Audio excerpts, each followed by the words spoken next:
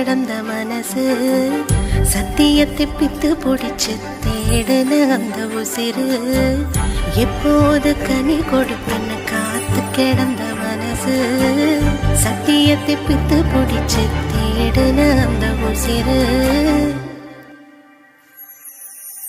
நான் ஜெபிச்ச ஜபமெல்லாம் வீண போகவில்லை நான் விதைச்ச விதையெல்லாம் தரிசமாறவில்லை நான் ஜெபிச்ச ஜபமெல்லாம் வீண போகவில்லை